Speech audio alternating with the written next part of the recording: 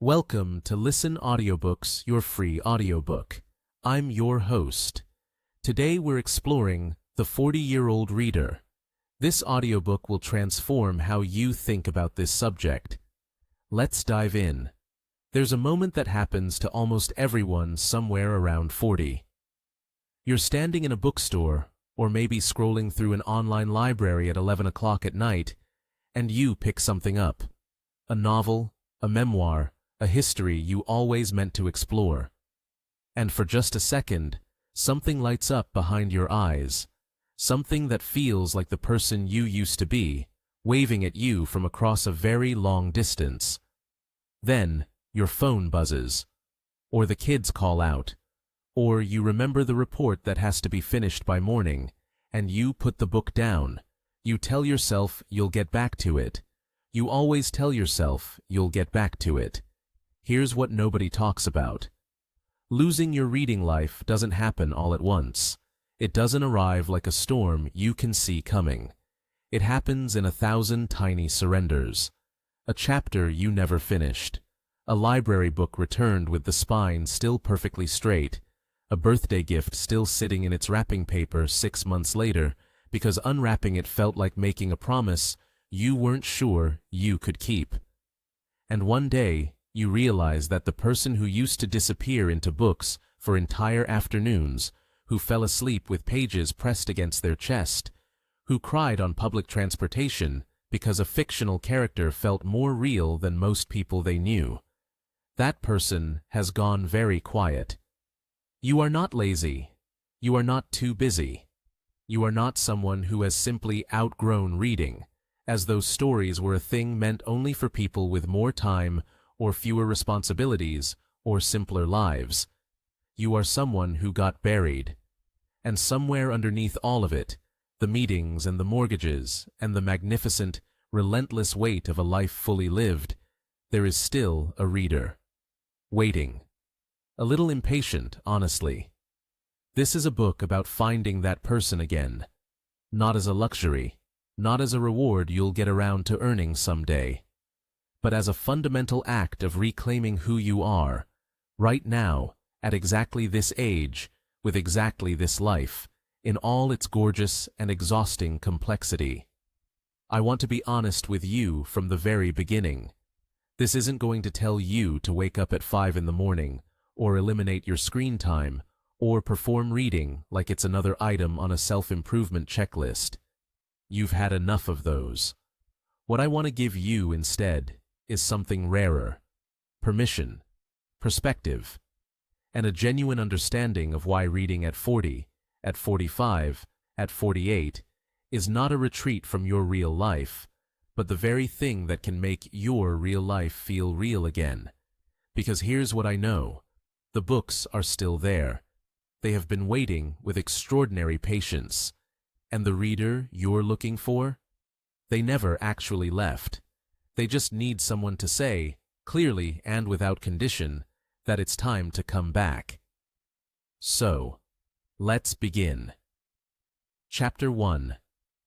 Acknowledge the unique moment of reaching 40 and why discovering or rediscovering reading at this stage of life is both a challenge and a profound opportunity for transformation. You picked up a book. Maybe for the first time in years. Maybe for the first time in what feels like an entire lifetime ago. Back when you were someone who had time for such things. Back when your brain wasn't already full before 9 in the morning. That matters. More than you know right now. You are 40, or close enough that the number has started following you around. And something brought you here, to this moment, to this idea of reading again. Maybe it was restlessness. Maybe it was a conversation with someone whose mind seemed lit from the inside, and you found yourself wondering when yours stopped glowing like that. Maybe you just stood in a bookstore and felt something pull at you, some old version of yourself tugging quietly at your sleeve. Here is what I want you to understand before we go any further. 40 is not a deadline, it is a doorway. And the fact that you can feel that tug, that quiet hunger for something more substantial than the content that slides past your eyes every day, That is not nostalgia. That is intelligence. That is your mind telling you the truth about what it needs. But let's be honest too, because honesty is what you deserve at this point in your life. Reading is harder now. Not because you've gotten less intelligent. Quite the opposite, actually. Your brain has spent decades becoming extraordinarily efficient at processing the world in short, fast, interrupted bursts. Notifications, headlines, quick decisions, constant context switching. You have become, in many ways, a masterpiece of modern adaptation. The problem is that a book doesn't care about any of that. A book asks you to slow down, to sit inside a single stream of thought for longer than most of your days currently allow. It asks for a kind of attention that feels almost countercultural now. That tension you feel, that slight friction when you try to settle in and read, that is real. Don't let anyone tell you it isn't. But it is also conquerable, and conquering it at 40 means something different, something deeper than it would have meant at 22. Because here is what 40 brings that 22 never could. Context. Wait. A life full of experiences that are waiting to collide with ideas. When you read now, you are not absorbing information into an empty vessel. You are striking flint against flint. The sparks are bigger. The connections are richer. A sentence that might have slid past you at 25 can stop you completely at 40, because now you have lived something that makes it land like a revelation. You have also, whether you recognize it or not, developed a profound intolerance for wasted time. That is a gift. It means you will read with intention. You will choose carefully. You will ask more of the books you spend time with, and that selectivity is not a flaw. It is wisdom. So this is where we begin. Not with a reading list, not with a system or a schedule, not yet. We begin here, with you, in this particular season of your life, acknowledging that something brought you back to the page, and that returning to reading at 40 is one of the most courageous and quietly radical things a person can do. You felt the pull. You followed it. That is already everything. Chapter 2. Explore the science and psychology behind why reading rewires the adult brain, reduces stress, and builds emotional intelligence in ways that become even more powerful after 40. And here's where it gets genuinely fascinating, because what's happening inside your brain when you read isn't passive. It isn't quiet. It's one of the most electrically alive things your nervous system can do. When you read literary fiction, stories with complex characters, emotional ambiguity, relationships that don't resolve neatly, your brain activates the same neural regions it uses to navigate real social situations. The same ones. Neuroscientists call this the default mode network, and it's the system you use to think about other people's intentions, to read a room, to understand what someone means beneath what they're actually saying. Reading exercises that muscle, repeatedly, deeply, in ways that watching even the most brilliant films simply doesn't replicate, because a screen hands you the emotion. A book asks you to construct it yourself. That construction is the work, and you are remarkably well suited to do it right now. Here's something most people don't know about the adult brain after 40. You've been sold a story that neuroplasticity, the brain's ability to change and rewire itself, belongs to the young, that it peaks early and fades. That's not wrong exactly, but it's incomplete in a way that matters enormously. What research increasingly shows is that while certain kinds of fast-twitch cognitive learning do slow down, the brain's capacity for deep integration actually improves. Your ability to connect new information to what you already know, to find meaning in complexity, to sit with nuance rather than demanding immediate resolution, that gets stronger. Reading is almost perfectly designed to leverage those exact strengths. You're not a slower reader than you were at 22. You're a different kind of reader, a potentially better one. Then there's stress. chronic, low-grade, modern life stress. You know the kind that doesn't announce itself dramatically, but just sits in your shoulders at 10 o'clock at night. In 2009, researchers at the University of Sussex found that just 6 minutes of reading reduced participants' heart rates and muscle tension by up to 68%, more effectively than listening to music, more effectively than taking a walk. The theory is that the focused, imaginative concentration reading requires pulls your mind so fully into another world that it interrupts the stress loop. Your nervous system gets a genuine rest, not a distraction. A rest, 6 minutes. That's worth repeating to yourself on the hard days. And emotional intelligence, that capacity to recognize, understand, and work thoughtfully with your own emotions and other people's, grows measurably in consistent readers, not as a side effect, as a direct result. Every time you inhabit a character whose life differs from yours, whose choices confuse or move you, whose inner world you have to lean into, you are literally practicing empathy, building the circuitry for it, reinforcing pathways that make you more attuned, more patient, more able to hold someone else's experience without immediately filtering it through your own. After 40, that matters in ways it perhaps didn't at 25. Your relationships are deeper, your stakes are higher. The people you love need more of your full presence, not less. So when you pick up a book, any book, understand that you're not escaping your life. You're building the person who shows up to it more completely. That's not small. That's everything. Chapter 3. Identify and dismantle the most common obstacles that keep busy 40-year-olds from reading consistently, including time scarcity, digital distraction, and the guilt of choosing pleasure over productivity. So, let's talk about the guilt. Because that one tends to hide behind the other two, doesn't it? You can solve the time problem. You can put your phone in another room. You can carve out 20 quiet minutes before bed. And then you sit down with your book and feel this low-grade hum of wrongness, like you should be doing something else, something more useful. Here's what's happening. Somewhere along the way, probably in your 30s when the stakes of everything got higher, you started measuring your hours against their output. What did this hour produce? What problem did it solve? Reading a novel, reading anything for pleasure, doesn't show up cleanly on that ledger. It doesn't generate a deliverable. Nobody sends you an email thanking you for finishing Chapter 9.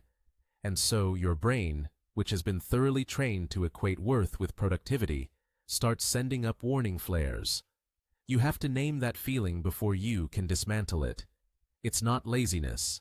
It's not irresponsibility. It's a belief system wearing the costume of common sense. And beliefs, even deeply ingrained ones, can be examined. Consider this. Rest that includes something nourishing for your mind is not wasted time. It is maintenance. A 40-year-old who reads regularly is building cognitive resilience, sustaining curiosity, and practicing the kind of deep focus that almost every other area of modern life is actively eroding. That's not indulgence. That's investment. You just haven't been accounting for it correctly. Now, time. Let's be honest here. Because you deserve honesty more than comfort. You probably do have less of it than you did at 25. That's real. But the story that you have no time for reading is almost never entirely true. What's more accurate is that reading hasn't been prioritized, and unprioritized things don't happen. They get displaced by whatever is loudest and most immediate. Your phone is loud. Work is loud. Your family's needs are loud. A book sits quietly on a nightstand and waits, which means it loses every single day. The fix isn't dramatic. You don't need to overhaul your schedule. You need to protect a window, even a small one, with the same energy you'd protect a meeting that actually matters. 15 minutes in the morning before the house wakes up. 20 minutes at lunch where you eat away from your desk. These aren't stolen moments. They're yours. You've simply been giving them away. And then there's the distraction, the digital kind. The pull of your phone is not a personal weakness. It was engineered. Brilliant people spent years designing those apps to interrupt your attention before it could settle into anything deep. Reading requires settled attention. So the two are genuinely in conflict, and you cannot out-willpower a billion-dollar machine. You have to create distance instead. Physical distance. Different room, drawer, face down on the counter, whatever works. Don't shame yourself for needing the structure. Use it. What you're really doing when you dismantle these obstacles, one by one, is making a quiet declaration. You're saying that your inner life matters, that the person you're becoming still has room to grow. 40 isn't a finish line, it's a vantage point, and from here, you can see exactly what kind of reader and what kind of person you still want to be. Chapter 4. Provide a concrete, flexible reading habit system tailored to the realities of midlife, including how to choose the right books, build rituals, track progress, and sustain momentum across months and years. So let's talk about how you actually build this thing, not as an aspiration, but as a practice. The first decision is deceptively simple. Choose books that have a reason to be in your life right now. Not books you think you should read. Not the ones collecting quiet guilt on your nightstand because someone impressive mentioned them at a dinner party 3 years ago. The right book at 40 is the one that speaks to where you actually are. A season of transition, a question you're carrying, a hunger for something you can't quite name yet. Trust that instinct. It knows more than the bestseller list does. Now, building the ritual. This is where most people overcomplicate things, and I want you to resist that urge. You don't need a leather armchair and a fireplace. You need a consistent cue, a small signal your brain learns to recognize as reading time. Maybe it's the second cup of coffee on Saturday morning. Maybe it's 10 minutes before the house wakes up, or the 20 minutes after you've closed your laptop for the evening. The time almost doesn't matter. The repetition does. Do it in the same place, at the same approximate time, often enough that your nervous system stops resisting and starts anticipating. Keep the threshold low, embarrassingly low. 5 pages counts, 10 minutes counts. The goal in the beginning is not volume, it's continuity. A reading habit that survives a chaotic week is worth more than an ambitious one that collapses under the pressure of real life. And midlife is full of real life. That's not a complaint, just a fact you're allowed to design around. For tracking, keep something simple nearby. A small notebook, a dedicated note on your phone, even a sticky tab system inside the book itself. Write the date when you start. Jot a single sentence when something lands. Not a review, just a marker. You're leaving breadcrumbs for your future self. 6 months from now, when you flip back through and see how far you've traveled, that record becomes its own kind of motivation. It reminds you that you are, in fact, someone who reads. Sustaining momentum across months. This is the long game, and it requires a little strategy. Build a loose reading list, maybe 4 or 5 books ahead, mixing genres and weights. After something dense and challenging, give yourself something joyful. After a novel that wrecked you emotionally, read something short and curious. Think of it like pacing on a long hike. You're not meant to sprint the whole way. And when you hit a book that isn't working, put it down. Seriously, you are 40 years old. You have earned the right to abandon a book that isn't giving you anything. Life is genuinely too short, and your reading time is genuinely too precious to spend on obligation. Move on without ceremony. The goal here isn't a number. It's not 12 books a year or 50. It's a relationship, one you maintain, return to, invest in slowly.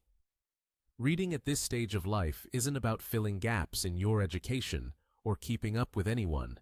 It's about deepening, going further into who you are and who you might still become. That's worth protecting, and it's absolutely worth building deliberately. Chapter 5. Inspire the listener to embrace reading as a lifelong identity and legacy practice, connecting it to personal growth, deeper relationships, and the person they are still becoming in the second half of life. You made it here. Not just to the end of this book, but to this particular moment in your life, 40 years in, with more road ahead than you sometimes let yourself believe. And somewhere along the way, you picked this up. That matters more than you know. Reading is not a hobby you either have or don't have. It's not a personality trait reserved for people who grew up with quieter childhoods or more patient temperaments. It is a choice you make, again and again, to stay curious about the world and about yourself. You made that choice. You're making it right now. Think about who you've been in these pages. Not just the person absorbing information, but the person pausing, reflecting, recognizing something true. That recognition doesn't happen by accident. It happens because you brought your whole life to the words, your history, your hard-won wisdom, your questions that still don't have clean answers. That is not a beginner's experience. That is the experience of someone who has lived enough to know what resonates. The second half of life has a particular quality to it. There's a depth available to you now that simply wasn't there at 25. You've lost things. You've built things. You've changed your mind about what matters, probably more than once. Books meet you in that depth. They don't ask you to pretend you haven't been through anything. They sit with you in the complexity of a life that is still unfolding. And here's what I want you to carry forward. Reading isn't just something you do for yourself. It becomes part of what you leave behind. The conversations it starts at your dinner table. The empathy it quietly builds in you, which the people in your life can feel, even when they can't name it. The book you hand to a friend at exactly the right moment. The way your grandchildren might one day notice the worn spines on your shelves and wonder what you were searching for. You are building something when you read. A version of yourself that keeps growing, keeps questioning, keeps showing up with an open mind. Don't wait for the perfect reading life to begin.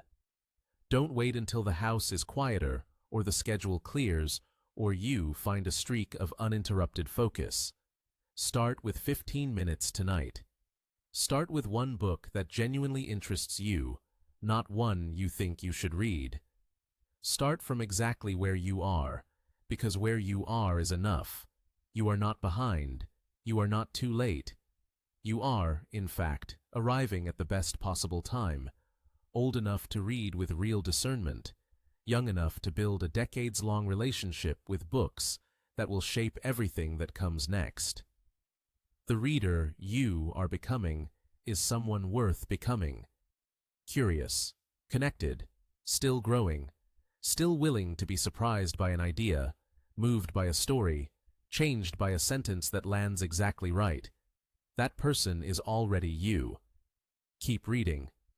Not because you have to, not to finish some list or prove something to anyone, but because every time you open a book, you are saying something quiet and powerful about who you intend to be.